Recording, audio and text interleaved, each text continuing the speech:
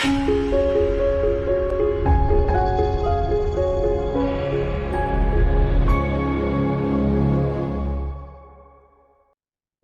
to Scrum Masters of the Universe, and today we are here with Prateek Singh, and Prateek is here to talk about when will it be done, the million-dollar question, isn't it? And he's going to tell us and explain us about probabilistic predictions. And just to give you, he's going to introduce himself, but then I met Prateek personally in Scrum Day, and he had this questions like he was throwing a game. And I instantly thought, he could have been one of my high school friends who could have taught me a better math.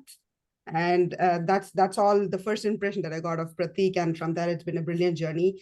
Thank you, Prateek, for coming to Scrum Masters of the Universe and helping us learn a little bit more about how we can help, give teams or how we can predict things better. Having said that, I'm going to stop sharing and give the floor to you. Thank you. Thank you, Anu, for that introduction. I'm really glad to be here. Hopefully, I won't have you all do too much math. Maybe a little bit, but there won't be too much math. Let's see if my screen sharing works first. I'm hoping it does. And if you all see slide with a black background, perfect. Yes, this is when will it be done. I'm Prateek Singh. For the next 30 to 40 minutes, I am hopefully going to be capturing your attention here. I'm the head of learning and development at prokanban.org. Go check us out. We talk about flow and Kanban and all that stuff. So if you're looking for any to upskill your knowledge in any of those things, check it out. I'm also the co-host of the Drunk Agile podcast. More on that another time. If you're interested in more than just Agile, if you're interested in whiskey and Agile, you might want to come check us out. So where most people just come in, check us out for the whiskey and then leave. So, but regardless, the whiskey and Agile, that we come check us out. So let's get started. Before I get into any of the meat of this, I want to make clear what I'm not talking about. There's some things that I will not necessarily be talking about. I know this is Scrum Masters of the Universe. I know this is an Agile meetup, but I am deliberately not going to talk about anything Agile. Unless, of course, there is a direct connect question about it. Everything I'm going to talk about is not necessarily directly, traditionally considered Agile, but if there are questions of how this stuff applies, absolutely, I will jump into that and talk about that. Just important is to tell you what I'm not going to talk about. I think I should also tell you what I will talk about. I'm not talking about these things. I live in South Florida. Just for clarity, I live in South Florida, which means half of my life is being worried about hurricanes, and the other half is running from hurricanes. So we're going to talk about weather, hurricanes in particular. We're going to talk about my favorite topic of all time, Led Zeppelin. We'll have a little bit of fun with that. Commuting to work, online shopping habits. I'm sure everyone's doing the Christmas shopping right now. And if all that's not fun enough, we're going to be rolling. Well, if we were in person, I would have handed out my dice to you all so you could roll it. But unfortunately, we're not. So I'm going to be doing the dice rolling for you. But we're going to be rolling some dice. So we'll hopefully have a bunch of fun here. All this in order to answer that most important question that our customers always ask us, which is when will it be done? That's the question that anytime you start work on something, first question you get asked is when will it be done? We'll see how all this stuff connects. Usually when someone asks us when will it be done, the way we answer the question is by giving them some sort of an estimate, right? If I were to ask you what an estimate is, like how do you define an estimate? How would you define an estimate? And feel free to put this in chat, just so in your opinion, what is an estimate? A guess. Okay, Jeff. First answer is absolutely the right answer. Yeah, by all measures, literally, it's an approximate calculation. You go in, you figure out some approximation of what you're being asked, and you're like, here, this is my guess at how long something will take. And yes, as Marco said, always wrong. That is why it's a guess. Most of the time, the worst part of this is it's a very uninformed guess. The reason it's mostly wrong is because it's an uninformed guess. And usually we go about doing things like, oh, we'll figure out what the amount of effort in this thing is. This part will take 10 days, this will take 5, this will take 15, let's add that up. Oh, cool, yeah, we can get this done in 30 days. Or someone just comes in and tells us, I need this in 2 weeks. Doesn't matter what you say, I need this in 2 weeks. So that's what the estimate has to be. It has to be 2 weeks. All these weird things, and as Jeff pointed out, it is essentially a guess. The reason I'm going to go through all those examples I talked about is because there's a big problem with estimates. The big problem is when you give someone an estimate, you're usually giving them a single point answer. This is how long it will take, or this is how much money it will take, or how many stories it will take, whatever that is. Our world is not deterministic, it is actually probabilistic. The future has many options, and if we are talking about a probabilistic future, we have to think about probabilistic answers. For example, is my wife going to buy at least one thing from Amazon today? The answer is a 60% yes. It's not a yes or a no, it's a 60% yes. I have the data for this. I will show you the data here in a bit. I actually have the data for this. Actually, off late, it's more 70% yes because of the Christmas shopping season. But there's a way to figure out a probabilistic answer to these questions. Enough of the setup. I'm here to talk about probably my favorite thing, which is Zeppelin. By the way, quick poll, just in chat. Three greatest rock bands of all time. I've already given you one answer. Give me two more. Queen, that's interesting. Okay. Not in Linkin Park. Beatles, interesting. Now, you're not getting it. Heart is a good option. Metallica, Okay, Heart is a good option. All right, I'll Pink Floyd. Okay. So Craig gets the extra credit. We got Pink Floyd, and Heather gets Rush. All right, perfect. We got all three. Heather gets Rush. Yep, it's Rush, Led Zeppelin, and Pink Floyd. That's the holy trinity. I would also accept the Who. I will accept the Who. Absolutely. As I was saying that, Daniel typed it out. I would also accept the Who. I might also on certain days accept Dire Straits, but in any case, the question I have for you, the real question I have for you is, if I played a random Led Zeppelin song, just absolutely random, I went to my Led Zeppelin playlist, played a random Led Zeppelin song, how long will that song last?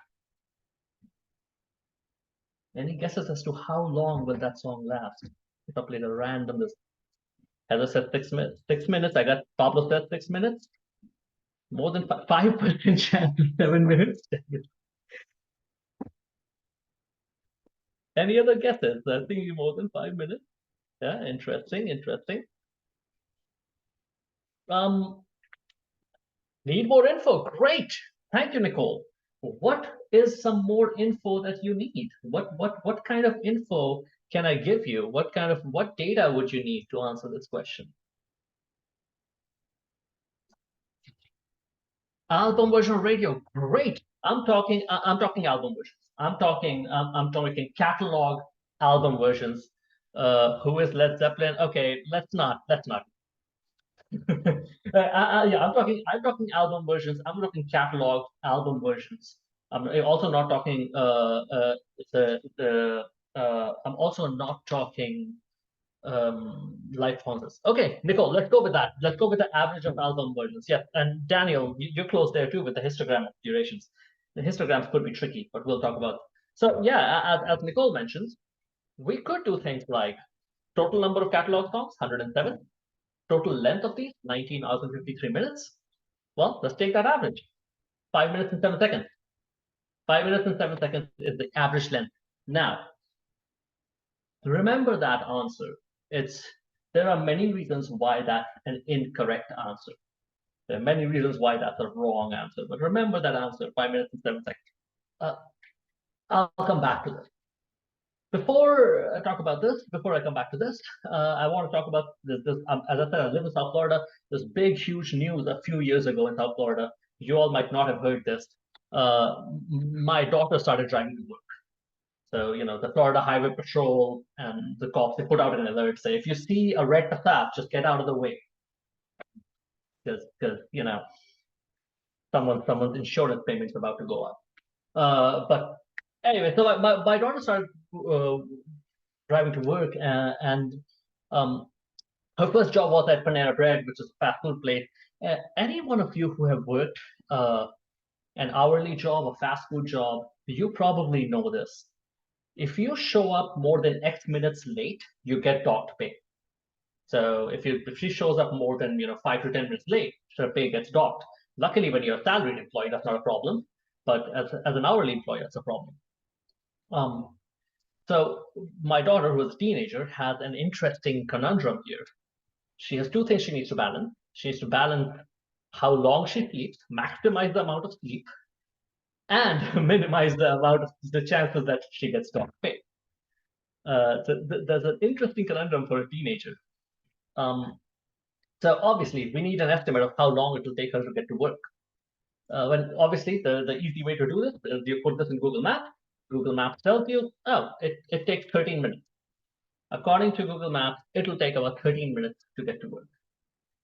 Now, if any of you have kids, especially if any of you have teenagers, and they're driving, and you have bought insurance for them, you probably know how ridiculously expensive it is to get insurance for teenagers.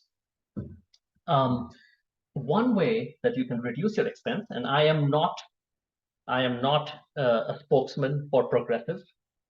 I am not Flow. My hair looks like Flow, but I'm not Flow. One way you can actually reduce your insurance payment is by getting the thing from Progressive which you plug in to your car, and because it's the tracker that tracks movement of the car, it actually reduces your insurance because they can keep an eye on what's going on. So we had that now. Being a developer, being a recovering developer, what I also figured out was they're just storing things in XML. That's all they're doing. All their data is stored on the thing in XML. So I could literally plug into that thing and pull out all the data. So I can literally pull out all the data for how long it takes my daughter for when she leaves home to get to Panera by just pulling that out from that tracker. And guess what? That's exactly what I did.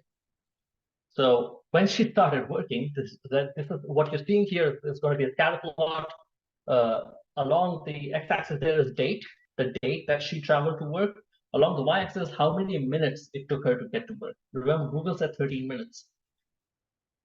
First day, it took her 22 minutes to get there. Next day, it took her 13, just as Google said, 19, 15, although these are rounded, 22, 15, so on and so forth.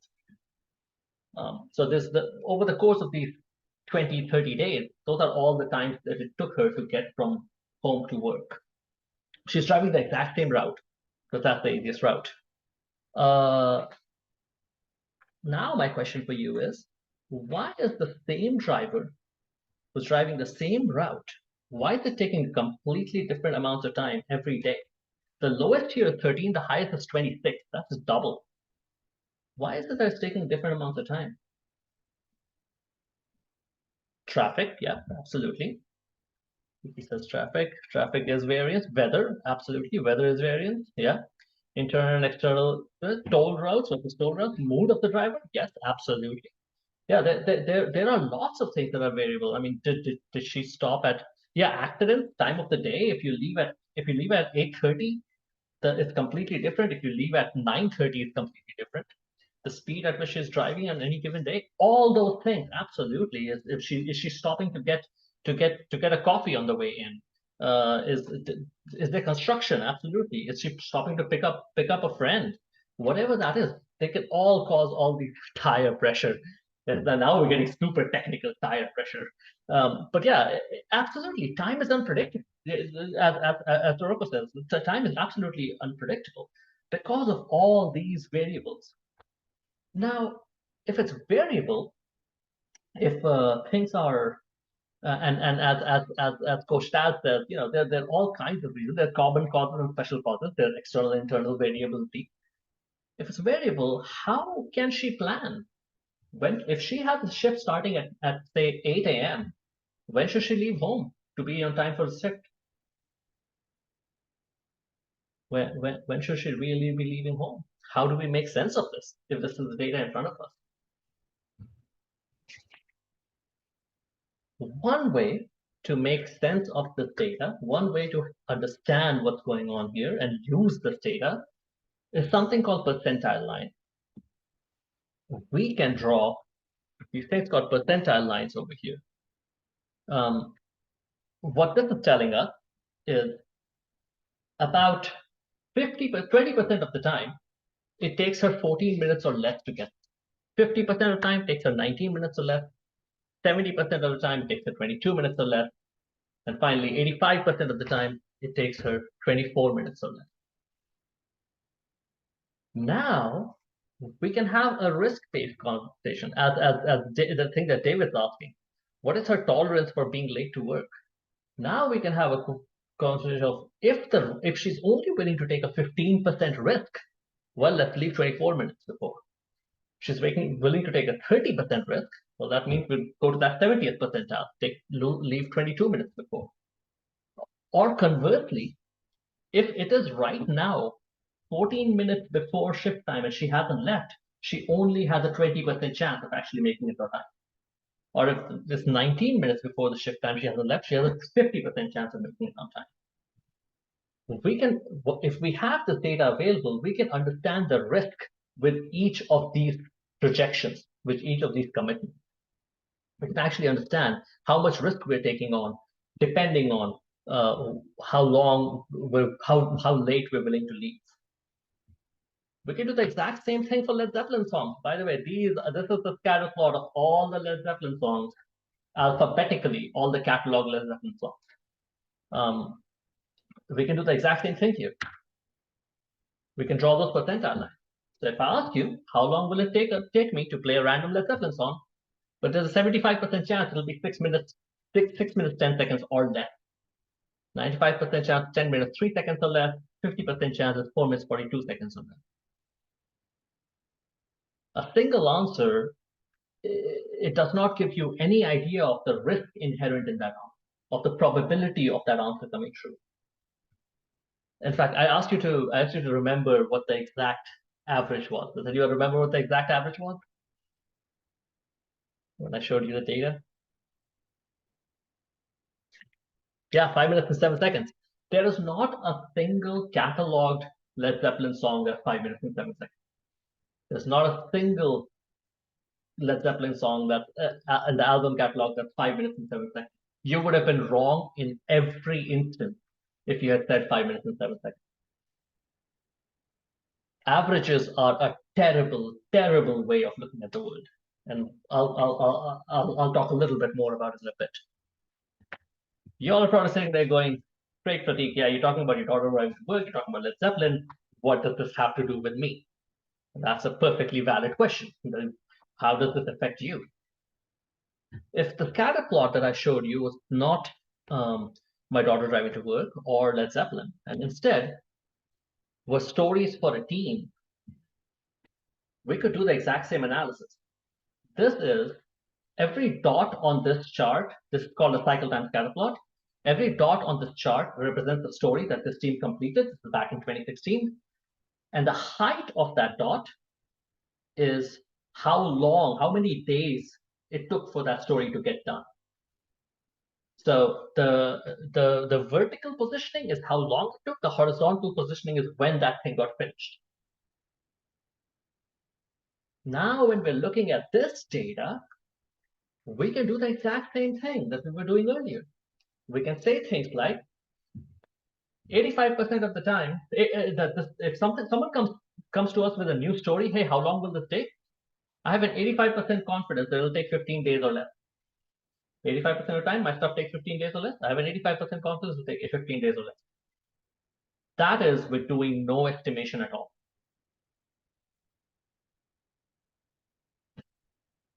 this is where this is the point when people usually start throwing things at me. This is why I'm happy that this is virtual, when I start saying you don't need to estimate anything. But just by looking at our data in this manner, using these percentile lines, we can make those risk-based assessments. We can say things like, there are 12 days left in the release and we're starting this now. Well, there's a 70% chance this thing will make it. Or you want to know how this thing, how long this thing will take? Depends on how much risk you want to take.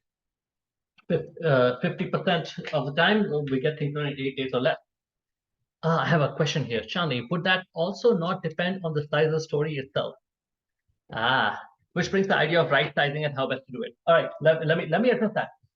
The surprising thing is, with an approach like this, the actual size of the story does not matter. It does, as long as as long as it falls within this distribution, the actual size does not matter. Now, I just said actual size does not matter for this approach, but in reality, right sizing, which I'm great Chandni brings up right sizing, which is an approach to say, can we get things approximately within this range? It does matter because it helps you maintain a good system. But for this approach, the exact size of the story does not matter. As long as your future looks something like your past, the exact size does not matter. A common refrain you will hear from me is, we want to be approximately right, not precisely wrong.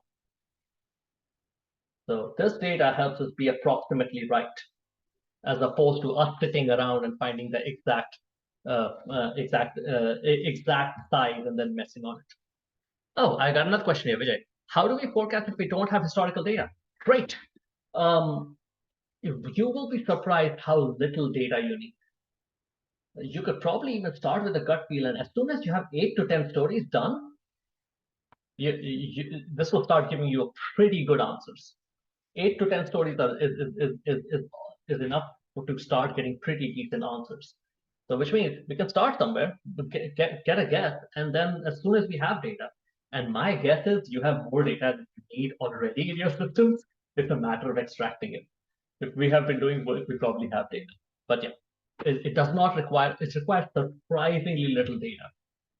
Data that teams produce within a week or two to start using this. All right. So thank you for those great questions. I'm keeping an eye on chat, so please feel free to keep dropping them in. Oh, Vishal has another question. Oh, sorry, not another question. A question. How about team composition changes? Will it affect predictions based on evidence? Absolutely. If teams change, things might change. But here is the fun part. There still are things which we don't have time for today. There still are things that you can do to make sure team composition changes do not affect this. I'll give you a hint and then I'll move on. It's about limiting your WIP. If you have 10 people and your WIP is about 10, you go down to 5 people. If your WIP is somewhere around 5, cycle time should not be affected much. How long it takes us to get things done should not be affected much. I'm going to move on really quickly from that because that's a complete tangent that I have a tendency to go down. Oh, another question. If you're working with a client who's asking when it'll be done before we even begin, how would you approach this? Thank you for that question, because that is where we're going next. That is a great segue for me. Thank you.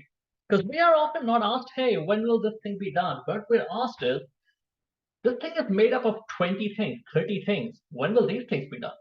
Or how much money do I need to give you for these 30 things? Or I have a release coming up in a month. How many things can I get done in that month? Absolutely. What is the budget? What is my budget for this next month? How much can we get done? This is where we're going to talk about shopping. I told you I have data from our Amazon purchases. By the way, I highly recommend not doing this. It is very depressing if you try to pull your data. Amazon does give you all the reports. You can actually go into reports in Amazon and pull down all the data. I highly recommend you don't do this because they even tell you how much you've spent. I highly recommend not doing this. But I took the bullet. I did this for you. These are the last 36 days. of how many things we have bought over the last 36 days. Actually, this data is a little older. It's not completely new. But let's for the purposes of this talk, let's assume this is the last 36 days of the amount of stuff we have bought on Amazon. If I gave you this data and asked you over the course of December, 31 days, how many things will we buy from Amazon? Or let's not even use December. December is a weird month, right? Let's say May. Over the course of May, 31 days, how many things will we buy from Amazon? How would you go about answering that question, given all this data, given my purchases from the last 36 days? How would you answer that question?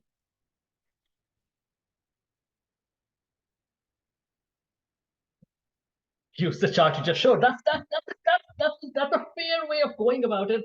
But that's yeah, absolutely. We need a chart. We can't just. So I'm not talking about just a single day. I'm talking about all 31 days. That's where that technique starts to fall apart. Uh, some people already have simulation answers. I'll get there.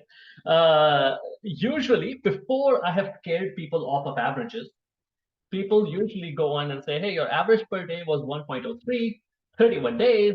All right, it'll be about 32 things. That's usually how people answer that question. There's a reason why some folks are suggesting things like Monte Carlo simulations, and a lot of people are not saying averages. If someone, I think Anu asked earlier about books, and the book I will recommend everyone read in 2024 is a book called The Flaw of Averages. You don't even need to read the entire book. You can just read the first half, and that's good enough. Flaw of Averages by Dr. Stan Savage. This is the book I will highly, highly recommend. Dr. Stan Savage, I can summarize the book for you in a single line, which is plans based on average fail on average. Your average has been wrong an average number of times in the past. It will continue to be wrong an average number of times in the future. And if you give a single number answer, it is only one of many outcomes that can happen. All predictions need to be range and a probability. An easy way to elicit this range and probability answer, remember when we were doing the scatter plot, I'm saying 6 minutes, 10 seconds or less with a 70% confidence for let them. 85% confidence this team gets it done 15 days or less. That's a range and a probability answer. An easy way to elicit that answer is how confident are you in your forecast? If you ask yourself that question when you make a forecast, make a single point forecast, the next question you should be asking yourself is, how confident are you in that forecast? That'll start getting you towards that range and probability. No forecast is 100% sure. This is, as some people have already suggested, this is where we turn to our friend called Monte Carlo simulation. I like to say this is a photograph of the casino at Monte Carlo. I like to say that Monte Carlo is the only place other than South Florida where I live where a purple Ferrari does not stand out. It probably did not for you all till I mentioned that. But yeah, Monte Carlo, the casino at Monte Carlo is actually what inspired the name Monte Carlo simulations. I'm going to give you a quick overview of what Monte Carlo simulations are here. So I took that same data, that was that 36 days, the past 36 days, and I laid it out in a 6x6 grid. There's a reason I chose 36, so that I could lay it out in a 6x6 grid. And what I did after that was I said, I'll take 2 dice that I have here, assign 1 die to the horizontal axis and assign 1 to the vertical axis.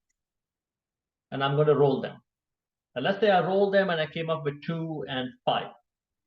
So I'm going to go to row number 2, column number 5, and choose that particular number. That will be my simulation that I'll do, and so I'm randomly selecting a number from this grid. Essentially, that's what I'm doing. I'm randomly selecting this number of how many things I've bought in the past from this grid.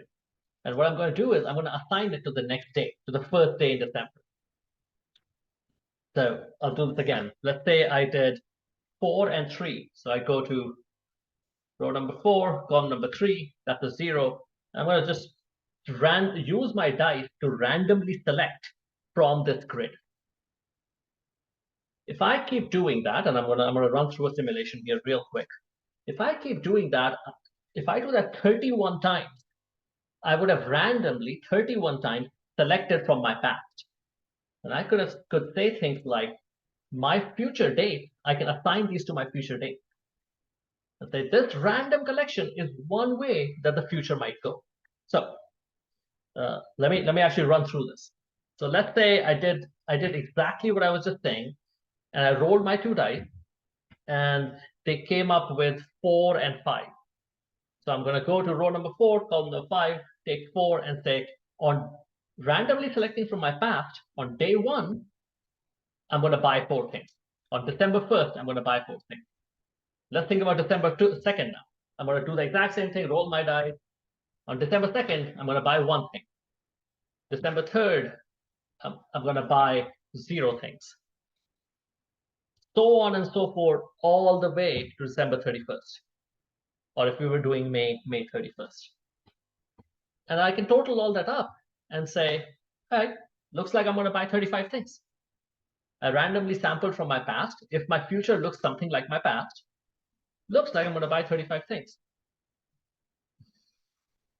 If I do this again, so I did this one. If I do this again, do you think I'm going to get the same number? Do you think I'm going to get the same total? Yeah, I see you all saying no. Yep, absolutely right.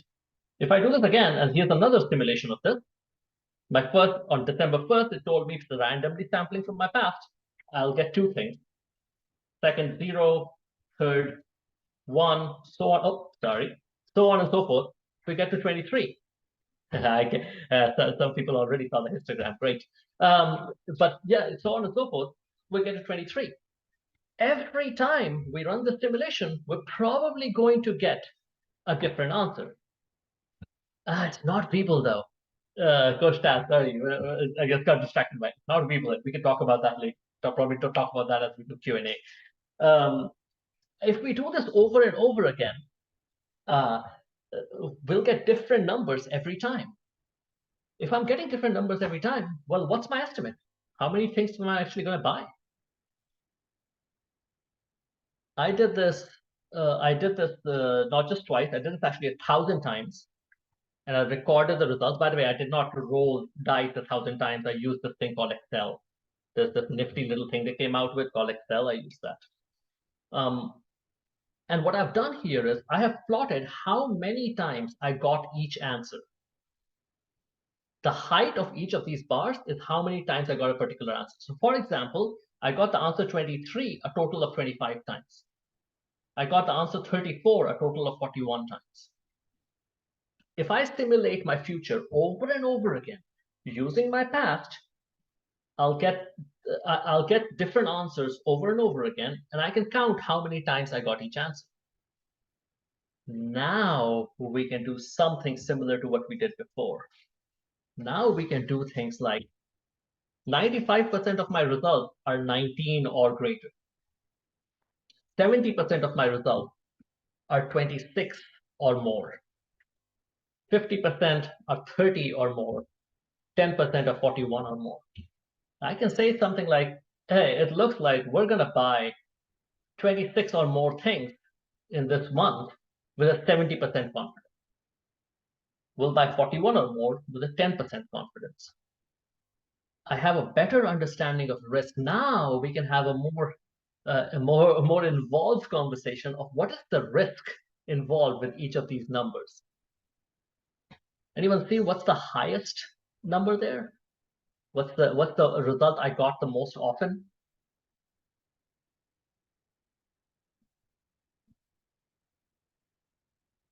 Yeah, 30. I got 30 about 62 times. That's 62 out of 1,000. I did this 1,000 times. So the most likely thing that you'll be right with a single point answer in this case is about 6%. It's closer to 0 than 200. Single point answer have very low probability of being right. Now I talked about this as Amazon purchases. What if these were not Amazon purchases? these things that I put out there, they were actually the stories your team completed in the past 30 odd days. All the same things apply. The exact same things apply. If these aren't Amazon purchases, these are the number of stories your teams completed on each of those particular days. You will come up with this exact same answer by doing that random sampling. Now, the team, the product owner, we can all have a much smarter conversation. We can say things like, you want 30 things? We can get 30 things done. But there's only a 50% chance we can get 30 things done. You want 26 things? There's a 70% chance we can get 26 things done. 19 things? There's a 95% chance we can get 19 or more things done. This should feel natural. The fact that when we're committing to fewer things, the probability of getting that keeps going up. Now we can have a conversation of how much risk are we willing to take, instead of having a conversation of what is your exact capacity. No, what is the risk associated with a certain commitment? This might sound kind of weird to have the conversation in terms of probabilities and risk. As I said, I live in South Florida. We have this conversation around probabilities and risk all the time. We're faced with these things called hurricanes, and I don't know if you are familiar with this or not. Every time there's a hurricane, the National Hurricane Center puts out a cone. Is anyone familiar with the cone? Is anyone familiar with what this signifies? I see a few people going yes. Yeah.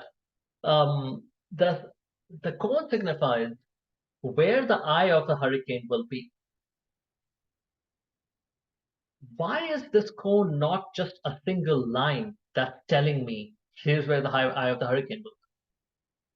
Why aren't they just giving me a single line? It's life and death. I might need to move. I might need to evacuate. Why aren't they giving me a single line? It's all the things that we've already talked about. There's a lot of variability. And that's why, yeah, exactly, because probability, not certainty. There's a lot of variability. And they say, by the way, I've read the literature behind this. It's a 66.6% chance that the eye will be within this cone. There's 66.6% chance that. So they are taking a probabilistic approach. When it comes to life and death, people are taking a probabilistic approach.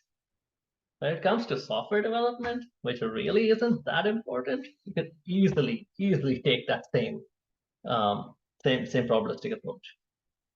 Coach Taz, great question. What about multimodal data with features, defects, refactoring, all that stuff? If you have multimodal data, as long as your future looks similar to the past that had that multimodal data, random sampling works perfectly. But if you have times, if you say at certain times we only do bug, at certain times we only do refactoring, then we need to find a path that matches that future in order to do that forecasting. That's a great question. Absolutely. Now, that's not all the Hurricane Center does, actually. National Hurricane Center does something more than this. Every 3 to 5 hours, when there's an active hurricane, they go in and they reforecast. They gather more data and they reforecast. They gather more data and they reforecast. As time goes on, they keep reforecasting. What do we do with software projects? We give a forecast early on, and then we're like, okay, yeah, whatever happens, happens. We're moving on. National Hurricane Center does not just put on one cone and just drop the mic and walk away. They literally keep reforecasting. They know people are reliant on this. They know this will change things. It's up to we should be doing the exact same thing. In fact, this is a dashboard that I built at a customer where I worked a long time ago, and they use Jira for their system of record. And every 20 minutes, this system walked out, comes back, gathered the latest data, picked up what closed in Jira, what is left in the release, and gave updated predictions for what's happening. What is their chance to complete? So, for example, the very second line where it says workflow team September release has this many things in it, they have an 84-85% chance of completion. And every half an hour, this thing will update based on what they have entered in Jira, what they have closed in Jira, all that stuff. In fact, I'll pick Christoph's question here, which is, I see the limits to this approach that since prediction sample from the past, the relative effect complexity of work need to stay comparable. If the complexity changes hugely, things will change.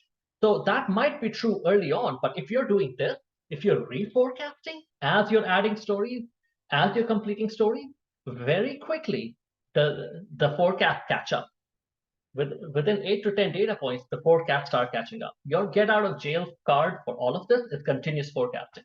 Even if you don't use Monte Carlo methods, whatever you use, continuous forecasting will get you out of jail very quickly. Joe, I see it rather as an excellent tool to shift the conversation and ask the partner. Yeah, exactly. Let's have the risk-based conversation.